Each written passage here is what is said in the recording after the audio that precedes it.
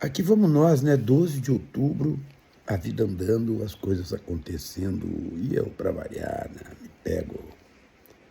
Agora deve ser o quê? 5h30, 5h15 da manhã, pensando, coisas que vejo, é a hora que eu tiro para dar uma passada geral nas coisas, né? Hoje o tema que pega é o seguinte: eu vi um troço no Instagram, né? Que faz pensar, sabe? Sabe vocês, eu deixei o PT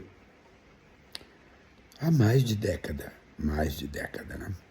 Eu, quando saí do PT, era ali, estava da metade do governo Lula para frente, do primeiro Lula, né? Então eu não sou lulista mesmo, tá, gente? Não mesmo. Mesmo dentro do PT, eu nunca integrei aquilo que eles sempre chamaram do o grupo majoritário, né? Que no começo era o grupo do 113, depois virou articulação, depois articulação de esquerda, e aí coisas que vocês todos entendem, né? Sabem, né?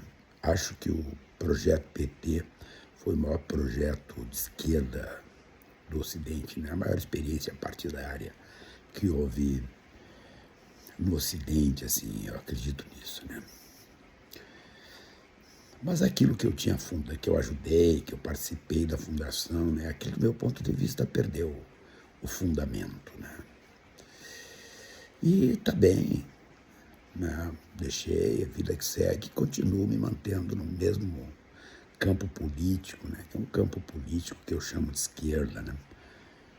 Muita gente acha que é meio demodê, esquerda, direita, tal. Não, eu não rejeito a história, eu não rejeito a construção civilizatória, né? Que organiza, né, o pensamento, que organiza a forma de enxergarmos as coisas, né? Então, eu estou num campo político que entende que a igualdade entre as pessoas é o fundamento base para o desenvolvimento da sociedade. Isso já me coloca, do ponto de vista, pelo menos, estrutural, né, na política, no campo de esquerda, né? Mas às vezes eu dou uma olhada.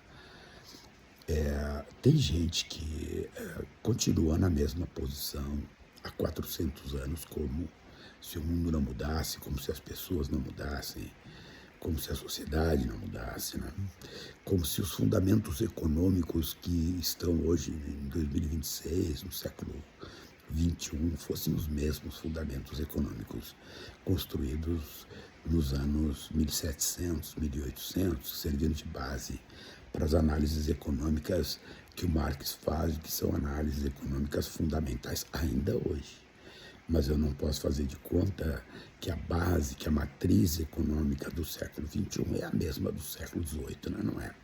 E tem gente ali que faz isso. Só que aí a coisa ela vai piorando de um jeito que às vezes eu me pego assim, cara, qual é a diferença que tem entre um discurso populista de esquerda e um discurso populista de direita, né?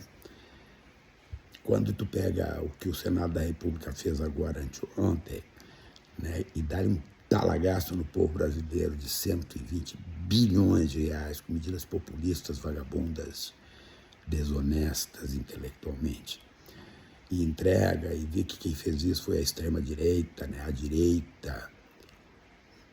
Tu também tem que olhar outras coisas que estão sendo feitas, né, aonde, talvez em menor grau, mas igualzinho, né, feitas e protagonizadas por setores ditos de esquerda, né, coisas populistas, né, coisas desqualificadas, como se pessoas, né, não estivessem vendo o que está acontecendo, não tivessem condições intelectuais de compreender esses movimentos que são feitos, né? Benefícios, povo, tu tem direito a isso, tu tem direito àquilo, sim, tem direito a isso, tem direito àquilo. E as consequências sobre isso e sobre o aquilo, eles sabem que existem e que vem, mas não, eles omitem. Eles omitem. E o outro lance que eu acho muito interessante, sempre a responsabilidade é do outro, né? Nunca é deles. Gente que esteve no governo até anteontem, né, e não fez o que diz que hoje os outros devem fazer, né? É interessantíssimo isso. É porque eu acho isso de uma desonestidade intelectual fantástica, né? Gigantesca. E pior, né? Isso aí cumpre um papel que é um papel que desorganiza a luta política.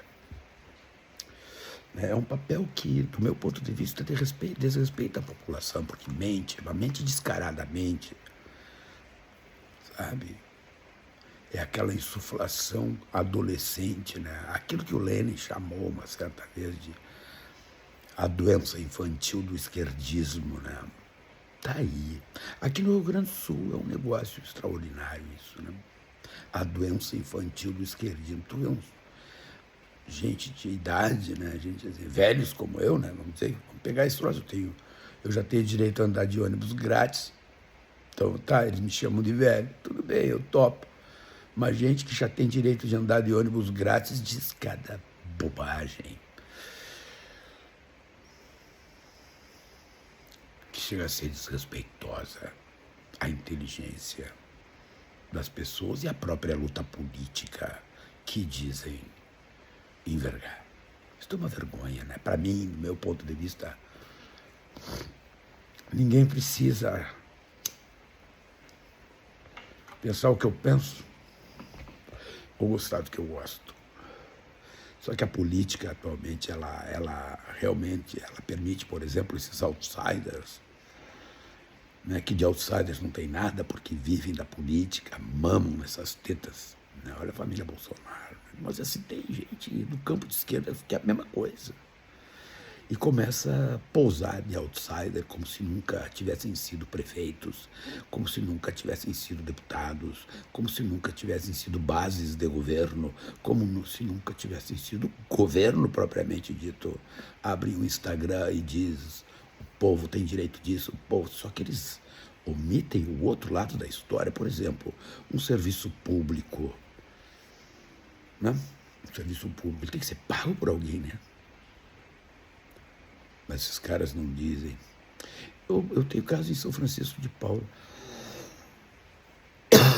Portanto, quase todas as semanas eu subo para São Francisco de Paula e ando numa rodovia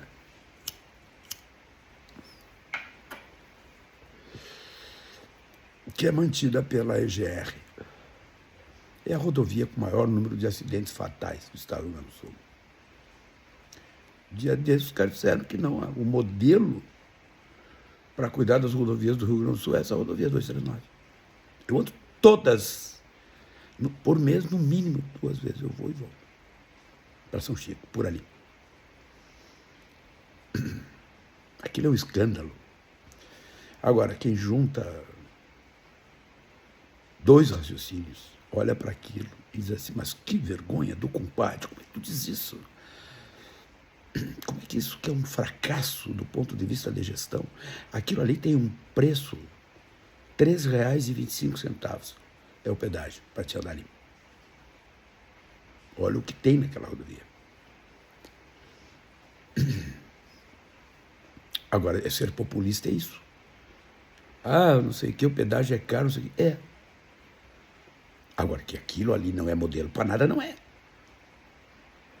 Essas coisas, a fala fácil, a fala mansa. O Rio Grande do Sul tem 13. Vamos pegar melhor dando o dado certo. Até 4 anos atrás, o Rio Grande do Sul tinha 13% do esgoto coletado. Hoje, 2026, já vai para 24%. Tem lugares com IDH altíssimo no Rio Grande do Sul que tem 1%, vou dar o nome Lajeado, 1% do esgoto coletado. E tem gente que diz que isso que tá aí tá bom. Tá bem, cada um faz o que quer fazer. A fala é fácil, mas ela é desonesta, intelectualmente desonesta. O que isso contribui para que o Rio Grande do Sul seja o estado, por exemplo, com a menor infraestrutura logística do Brasil? Em termos de esgotamento sanitário, nós perdemos para o Nordeste de vareio. Mas a Pampaláxia, a nossa esquerda acha que o neoliberalismo ainda existe. Um atraso. Esses dias eu vi eles fazendo campanha, o meu campo político, pela reestatização de certas empresas. como se o Estado brasileiro estivesse sendo capaz de entregar para a população um mínimo ético. E eu estou dizendo que eu estou falando lá dos anos 80, quando nós pretendíamos ganhar governos? Não. Eu estou falando depois de que nós já exercemos. Nós, quando eu digo nós, cara pálida, é um campo político que se reivindica de esquerda socialista, alguns outros que dizem que são socialistas, e meu Deus do céu, que vergonha, até eu fico com vergonha de dizer que sou. Nós já ocupamos governos.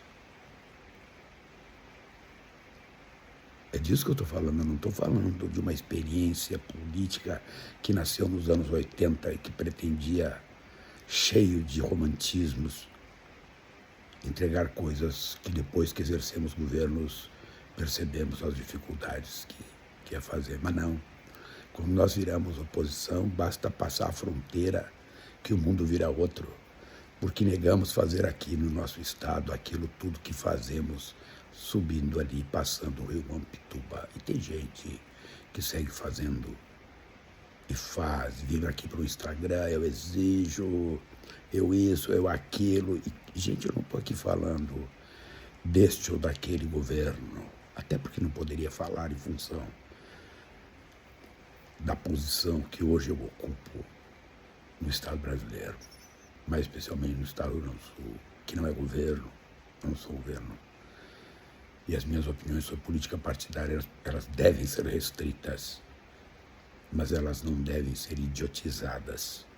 Elas não podem ser idiotizadas, porque no lugar onde eu estou e devo tomar decisões, eu não posso cair no canto da sereia ou na cantilena da fala fácil que engana a população, dizendo que ela tem direito a um troço e que algum extraterrestre irá pagar a conta. Não é assim que funciona, e todos nós sabemos que não é assim que funciona. Então tá bem, lá pelas 5 e pouco da manhã, cara, eu tenho que fazer um post sobre isso, por uma razão muito singela. Ninguém precisa gostar do que eu penso, deixo de pensar. Ninguém vai deixar de saber o que eu penso ou deixo de pensar. Porque isso é uma outra coisa que está acontecendo, um fenômeno gigantesco. Os quinta coluna. Está cheio de gente por aí, dentro de certas organizações, trabalhando contra as próprias organizações. Isso tem nome, gente. Isso se chama deslealdade. Deslealdade. E as vitórias são vitórias efêmeras. Diria o sábio, vitórias de pirro. O custo da vitória é tão alto, que o melhor talvez, às vezes, seria ser derrotado. Pirro ganhou a batalha. Ganhou aquela batalha. Mas a um custo tão gigantesco que eu fiz perder a guerra. O custo da guerra, quem é que paga? É o povo. Enquanto que os baluartes dos discursos de justiça bebem seus uísques nos palácios e dão risada deste povo que de boa fé acredita na fala mansa, na fala fácil, na demagogia, que do meu ponto de vista, e infelizmente, vem desconstruindo o campo político ao qual eu pertenço. É triste isso, mas negar a realidade é mais triste ainda. E ter um mandato e usar o mandato para negar esta realidade, às vezes é grotesco, é patético. Não vou dizer engraçado, diante das consequências disso. Vamos ficar como patético. Tu vê aquela pessoa que já pega ônibus de graça, que nem eu, de certa idade, dizendo coisas que eu penso lá no meu íntimo, mas que vergonha do compadre. E dizer que um tempo da minha vida eu ombreei a luta política do lado dessas pessoas. Se errei, não sei. O que eu sei é que faz mais de década que eu estou num outro caminho. cada um siga o seu e sejam felizes. Mas não ferrem a vida dos outros pelas suas próprias felicidades. Vamos nessa.